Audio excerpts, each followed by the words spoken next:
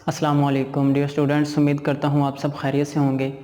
Dear students, जैसे कि आपको पता है कि ऑक्सफोर्ड कॉलेजेस ने काफ़ी अरसे से ऑनलाइन क्लासेस का आगाज़ कर दिया है, तो हम अपने लेक्चर्स में डीएई की क्लासेस को लेकर चल रहे हैं।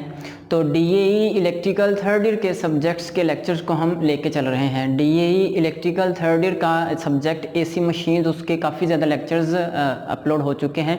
उम्मीद करता हूँ कि आप उनसे काफ़ी लर्निंग ले रहे होंगे। तो dear students, DAE electrical third year में आज से हम एक और सब्जेक्ट के लेक्चर्स का आगाज़ कर रहे हैं। डीएई इलेक्ट्रिकल में आज से हम जिस सब्जेक्ट के लेक्चर्स का आगाज़ कर रहे हैं उसका नाम कुछ ये है, transmission, distribution and protection of electrical power system. ये एसी मशीन्स के बाद ये दूसरा इम्पोर्टेंट सब्जेक्ट है आपका थर्ड ईयर के अंदर। दोबारा देखिएगा, इसका नाम क्या है, सुनिएगा, transmission, distribution and protection of electrical power system. यानी कि ट्रांसमिशन का मतलब डियर स्टूडेंट्स होता है कि इलेक्ट्रिकल पावर को एक जगह से दूसरी जगह तरसील करना, भेजना।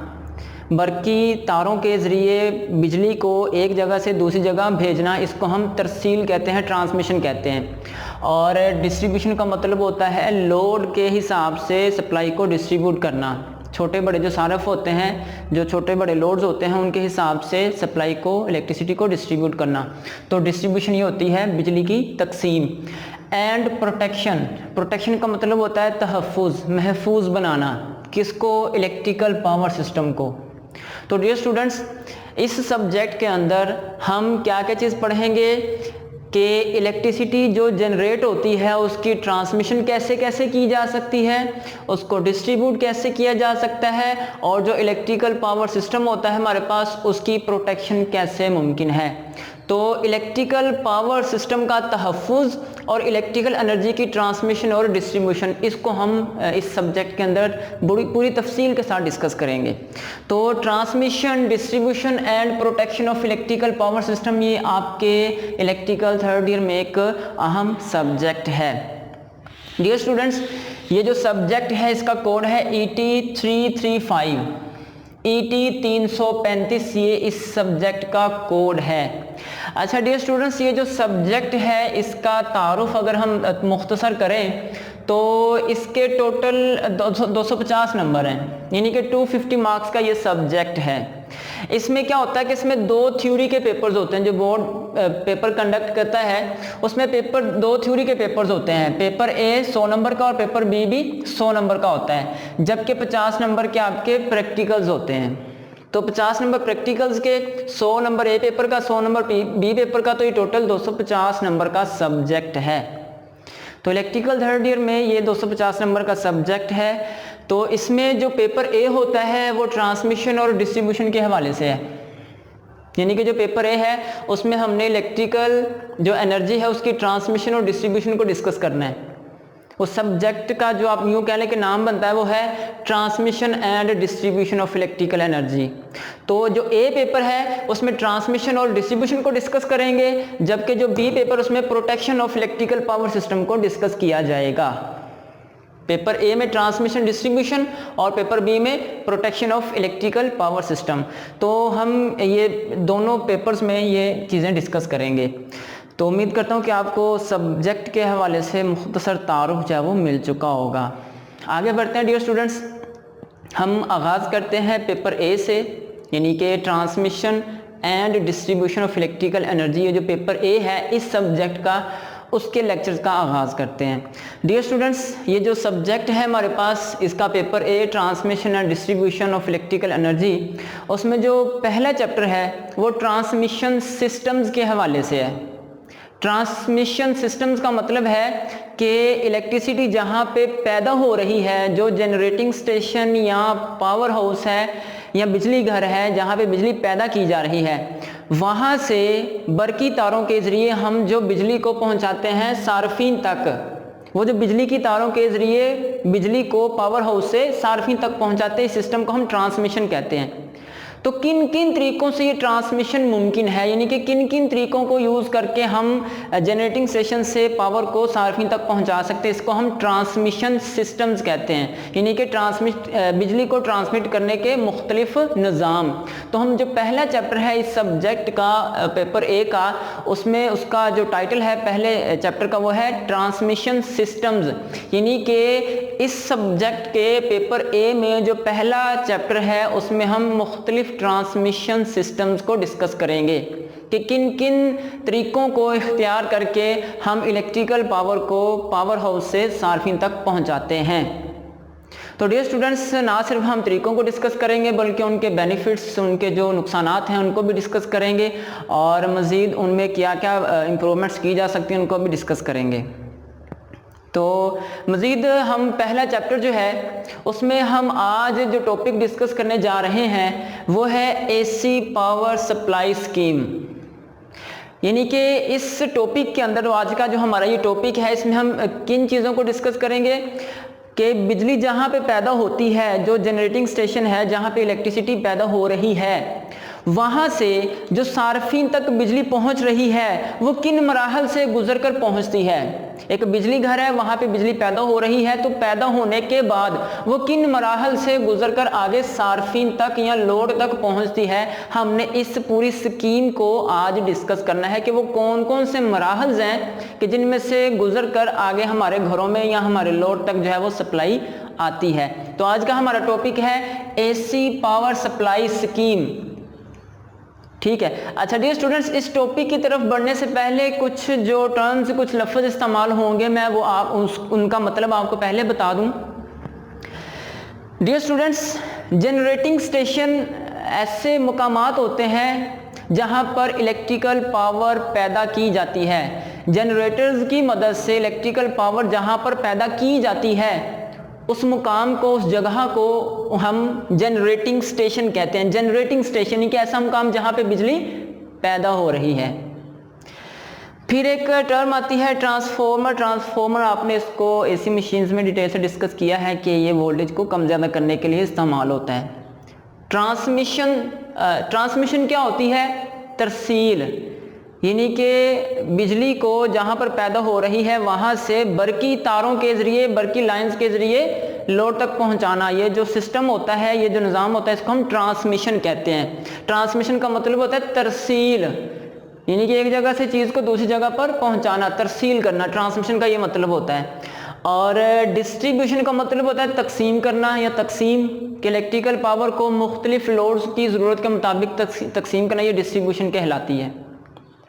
तो डियर स्टूडेंट्स, हम यहाँ पर ये जो डायग्राम बनी हुई है इसमें वो तमाम मराहल दिखाए गए हैं कि जिन मराहल से गुजर कर इलेक्ट्रिकल एनर्जी जनरेटिंग स्टेशन से हमारे लोड तक या घरों तक आती है।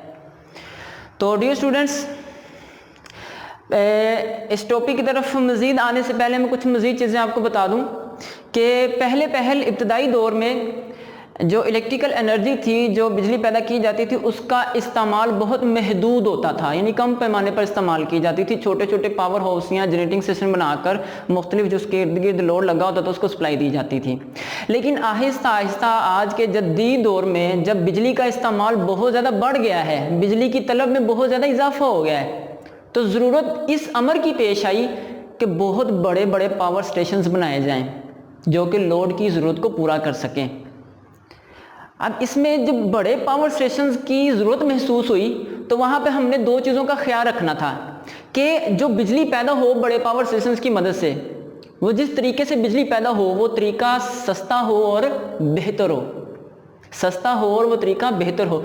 तो सस्ते और बेहतर तरीके से बिजली पैदा करने के लिए बड़े बड़े पावर स्टेशंस बनाए गए।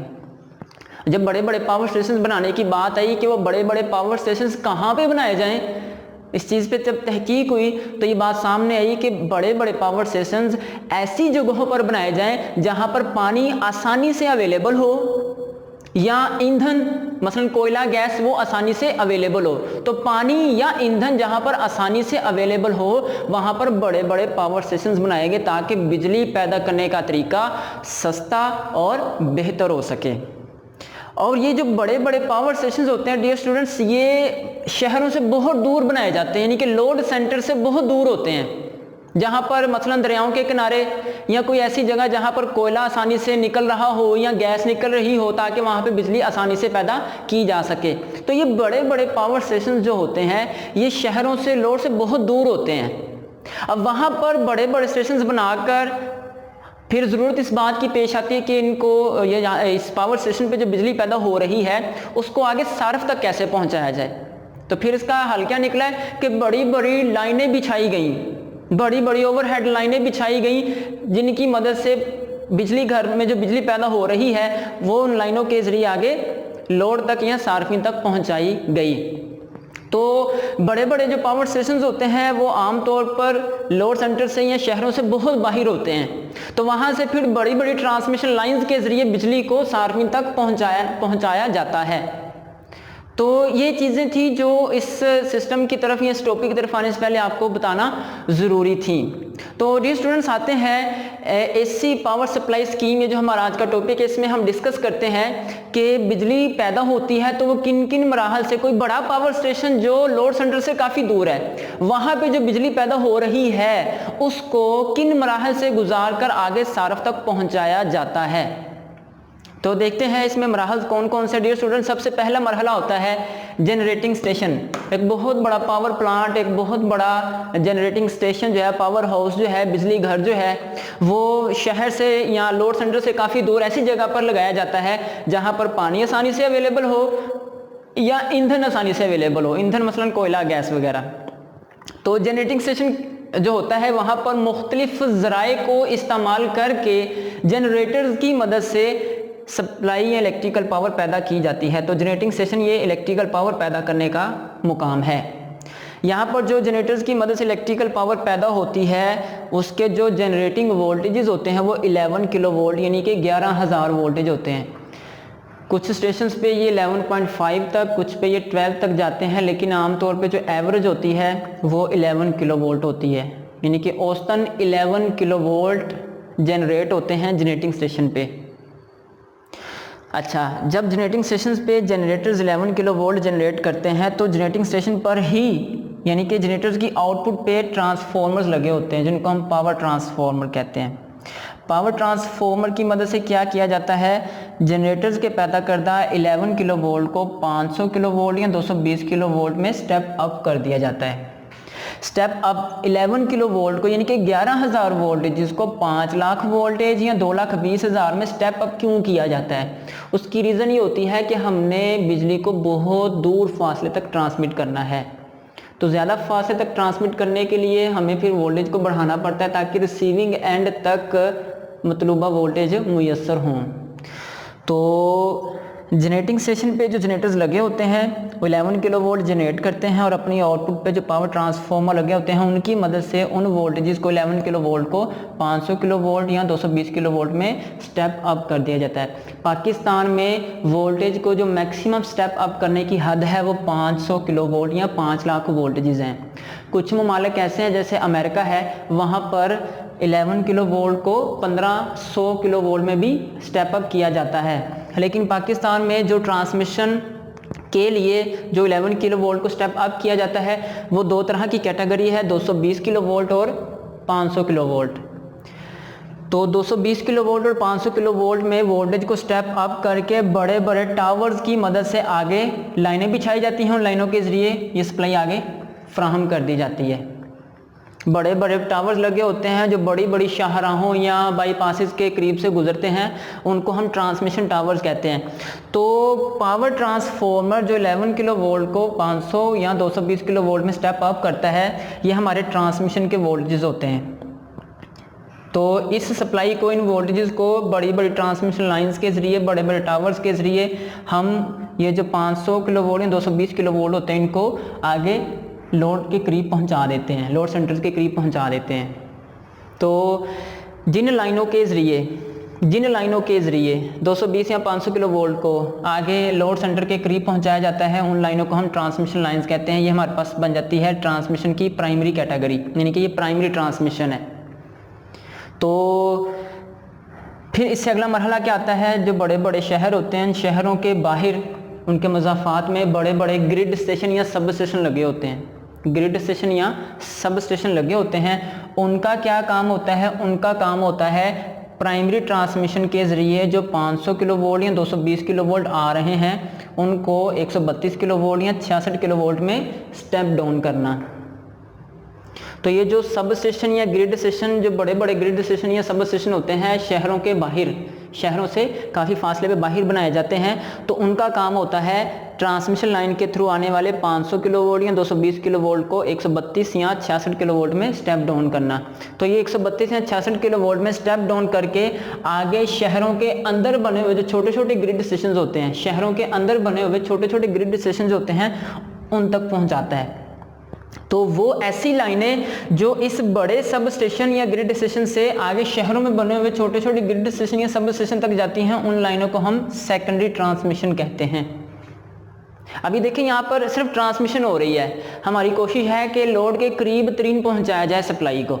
तो ये प्राइमरी ट्रांसमिशन थी 500 किलो वोल्ट या 220 किलो वोल्ट में, और फिर इस सब स्टेशन की मदद से वोल्टेज को कम किया, तो ये सेकेंडरी ट्रांसमिशन बन गई हमारे पास 132 किलो वोल्ट या 66 किलो वोल्ट में। अब ये जो सब स्टेशन शहरों के अंदर छोटे छोटे सब स्टेशन या ग्रिड स्टेशन लगे होते हैं, उनका काम क्या होता है, वो भी वहाँ पर भी ट्रांसफॉर्मर्स की मदद से 132 किलो वोल्ट या 66 किलो वोल्ट को 11 किलो वोल्ट में स्टेप डाउन किया जाता है। 11 किलो वोल्ट में जब स्टेप डाउन किया जाता है तो फिर वहाँ से फिर लाइनों के जरिए वो सप्लाई आगे सार्फिन तक पहुँचाई जाती है। उन लाइनों को हम डिस्ट्रीब्यूशन कहते हैं। यहाँ से डिस्ट्रीब्यूशन स्टार्ट होती है। शहरों के अंदर लगे छोटे छोटे जो ग्रिड स्टेशन होते हैं, वहाँ से जो 11 किलो वोल्ट की लाइंस या फीडर्स निकलते हैं, वहाँ वो डिस्ट्रीब्यूटर्स होते हैं, यानी कि उनके जरिए आगे सप्लाई को डिस्ट्रीब्यूट किया जाता है। तो ये डिस्ट्रीब्यूशन की जब शक्ल होती है। अच्छा, ये जो ग्रिड स्टेशन होते हैं ये 132 या 66 को 11 किलो वोल्ट में स्टेप डाउन करते हैं, और फिर यहाँ से जो 11 किलो वोल्ट की लाइनें निकलती हैं, डिस्ट्रीब्यूशन लाइनें निकलती हैं, ये जो डिस्ट्रीब्यूशन लाइनें होती हैं डियर स्टूडेंट्स, आपने अक्सर देखा होगा कि जो बड़ी बड़ी सड़कें होती हैं, सड़कों के किनारों पे जो खंबे लगे होते हैं उनके ऊपर जो इस तरह 3 तारें जा रही होती हैं, पोल के ऊपर जो उसका जो क्रॉस होम होता है, इस तरह 3 लाइनें जा रही होती हैं, वो 11 किलो वोल्ट की ये लाइनें होती हैं, यानी कि 11 किलो वोल्ट की वो डिस्ट्रीब्यूशन लाइन होती है। और ये जो 11 किलो वोल्ट की डिस्ट्रीब्यूशन लाइन होती है, ये सार्फिन के घरों के करीब जो ट्रांसफार्मर पड़े होते हैं, सार्फिन के घरों के करीब जो ट्रांसफार्मर गली मोहल्लों में पड़े होते हैं, उन ट्रांसफार्मर्स में ये 11 किलो वोल्ट की तारें जाती हैं।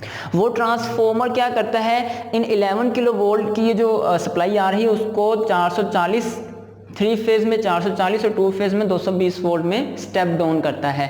यानी कि इस ट्रांसफार्मर का काम है कि 11 किलो वोल्ट को वापस 440 में स्टेप डाउन करना। तो 2 फेज़ों के दरम्यान हमें 440 मिलते हैं और एक फेज़ और न्यूट्रल के दरम्यान 220 वोल्ट मिलते हैं। तो वहाँ से फिर 220 वोल्ट या 440 वोल्ट की जो सप्लाई होती है वो हमारे घरों में या लोड को मिलती है। तो डियर स्टूडेंट्स, देखें किन किन मराहल से जो है वो गुजर कर हमारे घरों या लोड तक सप्लाई आती है। जनरेटिंग स्टेशन, बिजली पैदा हो रही है 11 किलो वोल्ट में, 11 किलो वोल्ट को जनरेटिंग स्टेशन पर ही 500 किलो वोल्ट या 220 किलो वोल्ट में स्टेप अप कर दिया जाता है। वो हमारे पास बन जाती है प्राइमरी ट्रांसमिशन। वो प्राइमरी ट्रांसमिशन की लाइनें जो होती हैं वो फिर बड़े ग्रिड स्टेशन पर जाती हैं। ये रिसीविंग ग्रिड स्टेशन होता है, रिसीविंग सब स्टेशन होता है। तो ये क्या करता है, 500 या 220 को 132 या 66 में स्टेप डाउन कर देता है और वो वहाँ से फिर सेकेंडरी ट्रांसमिशन का आगाज़ होता है। तो फिर एक घर शहरों के अंदर जो छोटे छोटे ग्रिड स्टेशन होते हैं वो क्या करते हैं, वो 132 किलो वोल्ट या 66 किलो वोल्ट को स्टेप डाउन करते हैं 11 किलो वोल्ट में। वहाँ से भी डिस्ट्रीब्यूशन का आगाज़ होता है। तो पोल्स के जरिए, लाइनों के जरिए वो जो 11 किलो वोल्ट होते हैं वो आते हैं ट्रांसफार्मर। कौन से ट्रांसफार्मर? जो गली मोहल्लों में सार्फिन के घरों के करीब पड़े होते हैं, खंभों के ऊपर लगे होते हैं ट्रांसफार्मर, उनमें आते हैं वो ट्रांसफार्मर जो 11 किलो वोल्ट को 440 वोल्ट में स्टेप डाउन करता है। तो 2 फेज में ट्रांसफार्मर की जो आउटपुट होती है वो 2 फेजों के दरमियान 440 वोल्ट्स मिलते हैं और एक फेज और न्यूट्रल के दरमियान 220 वोल्ट मिलते हैं। तो आगे फिर वो सर्विस लाइन जो होती है, सर्विस मेन्स या सर्विस लाइन, उसके थ्रू हमारे घरों को यहाँ लोड को सप्लाई मिलती है। तो डियर स्टूडेंट्स, ये है एक फ्लो डायग्राम जिसके जरिए हमें पता चलता है कि जनरेटिंग स्टेशन पर जो बिजली पैदा हो रही है वो किन मराहल से गुजर कर बरकी लोड तक या हमारे घरों तक आती है। डियर स्टूडेंट्स, यहाँ पे एक और बात याद रखिएगा कि ये जो सब स्टेशन होते हैं, ये जब 11 किलो वोल्ट में वोल्टेज को स्टेप डाउन करते हैं तो यहाँ से 2 तरह के फीडर्स निकलते हैं। 11 किलो वोल्ट के 2 तरह के फीडर्स निकलते हैं। एक फीडर तो वो होता है जो कि ट्रांसफार्मर को मिलता है और वो उसको स्टेप डाउन करके 440 में कर देता है वोल्टेज को। लेकिन जो एक फीडर होता है ऐसा होता है जो कि इंडस्ट्रियल जो कंज्यूमर्स होते हैं, जो सनती सार्फिन होते हैं, कमर्शियल पर्पसेस के लिए जो सार्फिन सप्लाई लेना चाहते हैं, उनको 11 किलो वोल्ट डायरेक्ट फ्राहम कर दिए जाते हैं। फिर वो जो सनती सार्फिन होते हैं वो 11 किलो वोल्ट का अपनी ज़रूरत के मुताबिक कम करके इस्तेमाल करते हैं। तो डियर स्टूडेंट्स, ये था हमारे पास कौन कौन से मराहल हैं। जनरेटिंग स्टेशन है, बिजली पैदा हो रही है, ट्रांसमिशन है, इसको 2 हिस्सों में तकसीम किया है, प्राइमरी ट्रांसमिशन और सेकेंडरी ट्रांसमिशन। तीसरा मरहला क्या है, डिस्ट्रीब्यूशन का, और आखिर पे हमारे पास सर्विस मेन्स या लोड आ जाता है। तो डियर स्टूडेंट्स, ये हमारे पास जो एसी पावर सप्लाई स्कीम का ये जो हमारे पास टॉपिक था, इसमें हमने डिस्कस किया है कि किन मराहल से गुजर कर किस किस तरह वोल्टेज को स्टेप अप या स्टेप डाउन करके हम आउटपुट पे आगे लोड को सप्लाई फ्राहम करते हैं। तो उम्मीद करता हूँ कि आज के लेक्चर की मदद से आपको एक तो सब्जेक्ट का तारुफ हो चुका होगा और दूसरे नंबर पर इस चीज़ को आपने बखूबी लर्न किया होगा कि बिजली जो पैदा होती है वो किन मराहल से या कितना फासला तय करके हमारे घरों या हमारे लोड तक आती है। तो आज के लिए इतना ही। नेक्स्ट आपसे फिर इंशाल्लाह मुलाकात होगी, हम मज़ीद ट्रांसमिशन सिस्टम्स को ही डिस्कस करेंगे। तब तक के लिए अल्लाह हाफिज़।